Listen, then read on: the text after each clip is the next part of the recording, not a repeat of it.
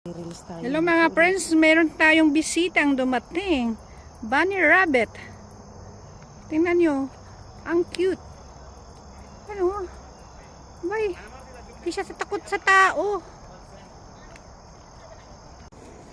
Hello mga ka-friends, ito. Nakita nyo, dito kami ngayon ulit sa lakad-lakad kami dito sa park. At ito, ang ganda ng bulok, para siyang snowball. Puti yan siya, tapos dito kulay pink.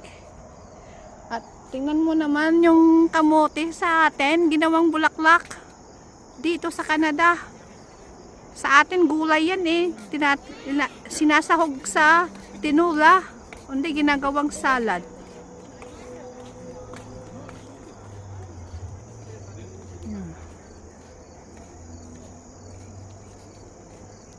Mga ka-friends, tingnan nyo yung bulaklak, ang ganda. Kulay puti na pangalan nito. Kulay puti. At meron din kulay pink. Ito, light pink, dark pink, at maroon. Yun o, maroon. Ang ganda. Yung dahon niya, hindi naman dahon ng gumamela. Pero yung bulaklak niya, para siyang gumamela. Yan.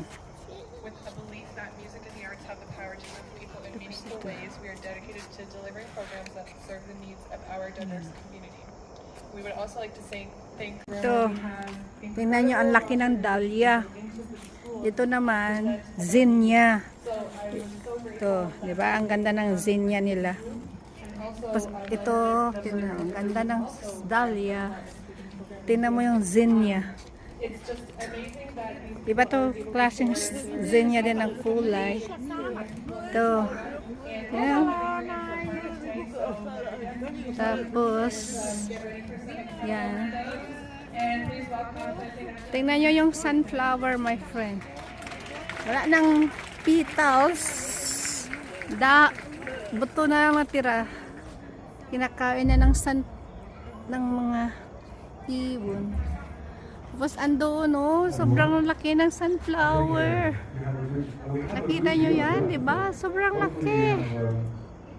Ang sunflower.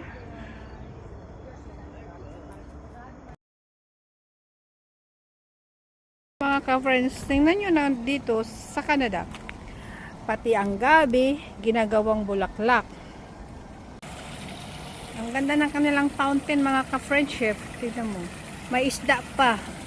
Ewan ko kung anong tawag dito na isda. Koi fish ba ito o goldfish? Ayan o, may pink. May, yan. Tapos, yan. Kanilang ito, Black Susan. Diba?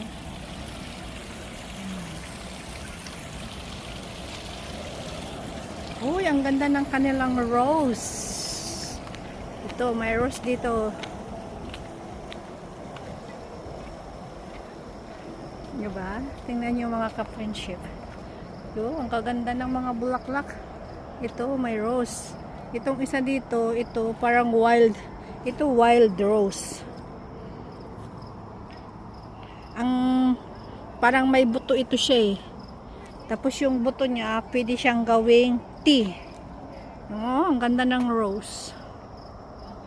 Oh, sana Valentine's. Tapos yan ang ibibigay nyo sa inyong mga jowa.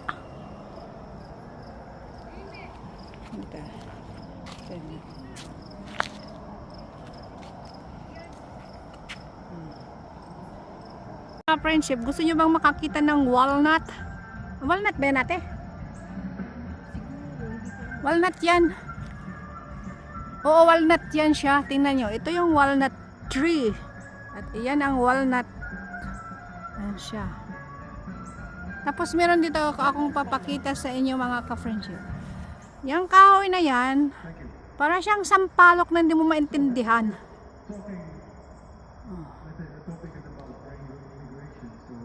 Ayan. Puting parang sampalok na hindi mo maintindihan. Ito naman siya, walnut. Ano, walnut yan siya.